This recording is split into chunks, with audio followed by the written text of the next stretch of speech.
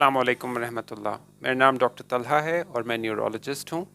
میں پھر حاضر ہوں ایک اور انٹرسٹنگ ویڈیو اور ایک اور انٹرسٹنگ ٹاپک کے ساتھ۔ بہت ہی کامنلی میرے کلینک میں ایسے پیشنٹس آتے ہیں جن کو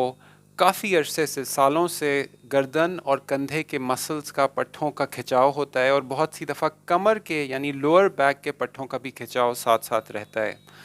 اور وہ کئی ڈاکٹرز کے پاس ہو کے آ چکے ہوتے ہیں اور ان کو کئی ہفتے کا اینٹی انفلیمیٹری میڈیسنز کا کورس وہ کرا چکے ہوتے ہیں ڈاکٹر صاحبان،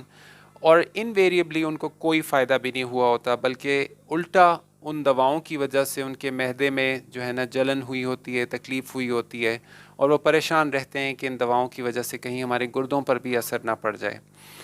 تو میں الحمدللہ پیشنٹ سے بات کرنے سے یہ اندازہ ہو جاتا ہے کہ بہت سی دفعہ جب وہ میرے پاس آتے ہیں تو ان کے ذہن میں بہت سے ڈاکٹروں نے یہ بات بھر دی ہوتی ہے کہ آپ کو بہت سیریس مہروں کی تکلیف ہے، یعنی جو گردن کے جوائنٹس ہیں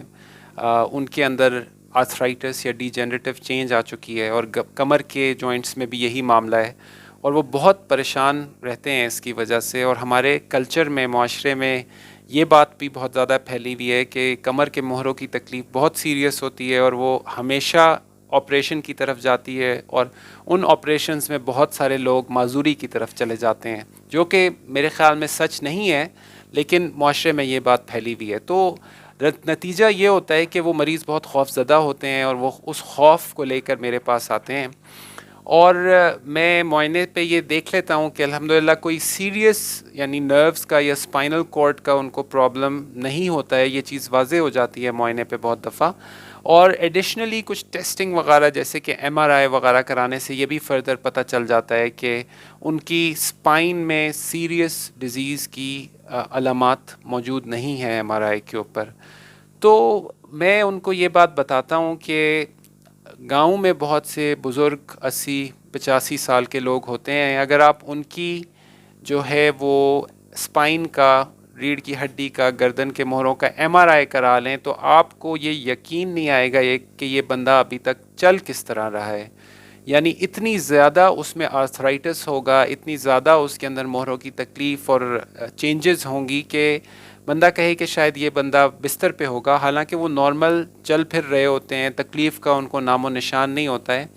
بہت بڑا ڈفرنس ان لوگوں میں اور ان نوجوانوں میں جن میں خاص چینجز بھی نہیں ہوتی اسپائن میں، وہ یہ کہ ان کو دنیا مافیہا کی کوئی پریشانی نہیں ہے، ان کو کوئی ٹینشن نہیں ہے، وہ بالکل ریلیکس زندگی گزار رہے ہیں، ایز اپوز ٹو یہ ینگ لوگ نہایت سٹریسڈ ہوتے ہیں، یا وہ حساس مزاج ہوتے ہیں کہ وہ لائف کی سٹریسز کو بہت زیادہ محسوس کر رہے ہوتے ہیں، اور اس کی وجہ سے بہت کامن ہونے والی ایک علامت گردن اور کندھے کے پٹھوں کا کھچاؤ ہے، اور بہت دفعہ لوور بیک کا کھچاؤ بھی اس کے ساتھ ساتھ چلتا ہے۔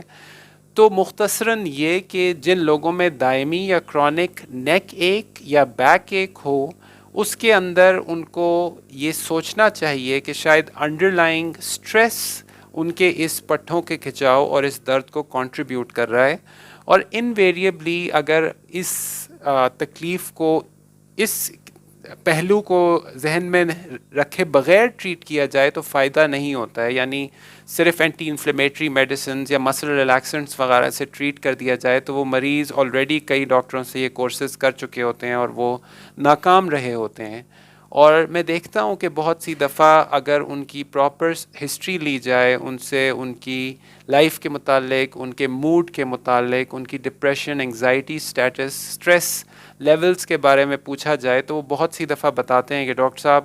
سٹریس کے بس برے حالات ہیں، I am always on the edge, ہر وقت مجھے غصہ آ رہا ہوتا ہے، چھوٹی سے چھوٹی چیز مجھے پریشان کر رہی ہوتی ہے، اور ایک